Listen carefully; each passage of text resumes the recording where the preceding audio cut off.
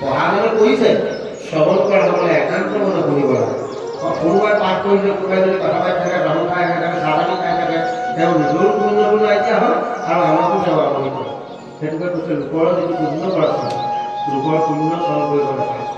ভাগৱত কিমান সময় পঢ়ে, যোৱাই ঘাট পঢ়িলে আই ঘাট পঢ়িলে পঢ়া সময়টো পৰীক্ষিত নিচিনা আমাৰ শ্ৰৱণ কৰিবলৈ কৈছে। আৰু কীৰ্তন কৰোঁতে নাৰদৰ নিচিনাকৈ কীৰ্তন কৰিবলৈ কৈছে।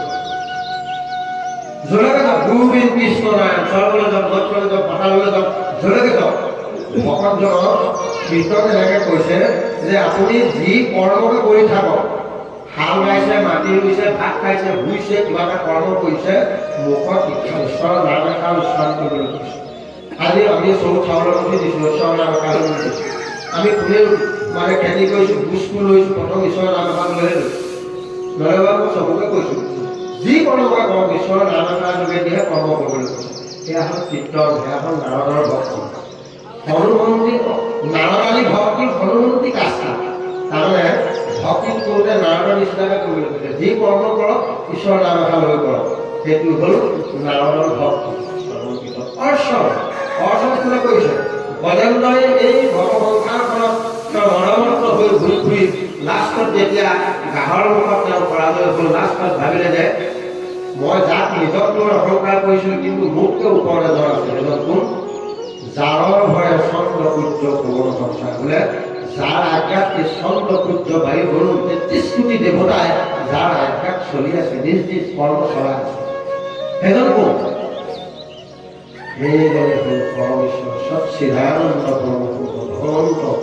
সেই ঈশ্বৰ কৃষ্ণক দেহৰ পৰা তেওঁ ক'ত ভাগৰ মাজত তেওঁ যুদ্ধ কৰি থাকোঁতে পদুম ফুল পাইছে, তাত এপাহ পদুম নাই। সেই পদ্ম কোন পদ্ম? সেই পদ্ম তিনি পদ্ম, ষষ্ঠ পদ্ম হাতেৰে মুখ পদ্ম, এই তিনি পদ্ম এক কৰি ঈশ্বৰ যেতিয়া নাম ল'ব, সেয়া হ'ল গজেন্দ্ৰৰ অৰ্চন ভক্তি। বন্দন মানে হ'ল ভগৱন্তক বন্দনা কৰা, অৰ্থাৎ ভগৱন্তৰ ৰূপটো আমি যেতিয়া সত্য সেৱা কৰি দিলে, আমি প্ৰাৰ্থনা মুখস্থ কৰাৰ পৰা ঢেৰ নাম গাইছোঁ, ঢেৰ প্ৰাৰ্থনা কৰিছোঁ, কিন্তু এই প্ৰাৰ্থনা নামত ঈশ্বৰ তুষ্ট হৈছে নাই? অকণমান ভকতীয়া ভাষাৰে যদি আমি চাওঁ, কি কৈছে বন্দন ভক্তি? ভগৱানক প্ৰাৰ্থনা কৰিবলৈ যোৱাৰ আগত ২ মিনিট সময় তেওঁক মস্তকৰ পৰা পাদৰ পৰ্যন্ত তেওঁৰ ৰূপটো ধ্যান কৰি ল'বলৈ কৈছে। ধ্যান কৰাৰ পাছতে তেওঁ পদত প্ৰাৰ্থনা জনাবলৈ কৈছে। এনেই পদতে ধাইখনত বহিলে ঘৰতে প্ৰাৰ্থনাটো গালে ঈশ্বৰৰ সেৱাকে তুষ্ট হোৱা হ'লে ইমান মানে কষ্ট কৰিব নালাগে।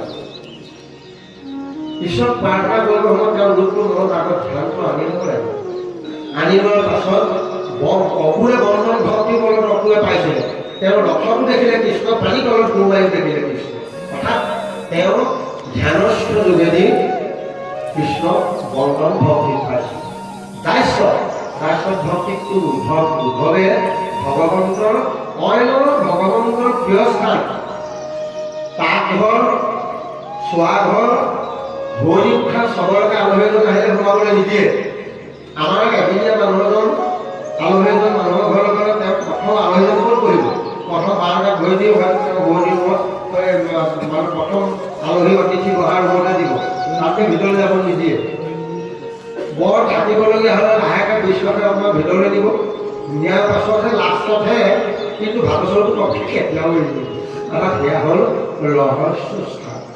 এই ৰহস্য স্থানলৈ ভগৱন্তই কেৱল ভকতৰ বাহিৰে অন্য উদ্ধৱৰ বাহিৰে তেওঁ বৈদিক উঠা, তেওঁ ৰন্ধন কৰা, তেওঁ শয়ন কৰা, এই মূল ঠাইকেইটালে ভকতৰ বাহিৰে অন্য কাকো যাবলৈ নিদিয়ে। সেই পাৱাৰটো অধিকাৰটো কাৰ আছে? অকল ভকতৰ আছে। ভকতটো উদ্ধৱ, অৰ্থাৎ উদ্ধৱৰ নিচিনা নম্ৰ হ'বলৈ কৈছে। ভাষ্য ভক্তি কৰিব লাগিব। গুৰুৱে ভগৱানৰ আঁতৰৰ পৰা দেখিলেই, মুখখন দেখিলেই চিনি পায় এওঁ কেলে আহিছে, তাই এওঁ কি কৰিব। সেইকাৰণে ভক্তিটো দিওঁতে, ভক্তিটো কৰোঁতে, ভক্তিটো কেনেকৈ কৰে, ক'ত কৰে, কি কৰে, এই কথাখিনি উদ্ধৱৰ দাস্য ভক্তি। সখিত্ব অৰ্জুনে সখিত্ব ভক্তিৰ বলত কৃষ্ণক লাভ কৰিছিল। আৰু দেহৰ পৰা বলি দান কোনে দিছিলে? বলিয়ে দান দিছিলে। বলি ভগৱান জানি শিশু গণনা তজু পাহু দকে গংগা ভৈলাম প্ৰতি বলিয়ে কি গংগা নবলা? পাদুটো কি গংগা? পাদুটো গংগা কি? ভগৱন্তৰ ওচৰত কি আছে? হজ, বজ, পংকজ, যপ,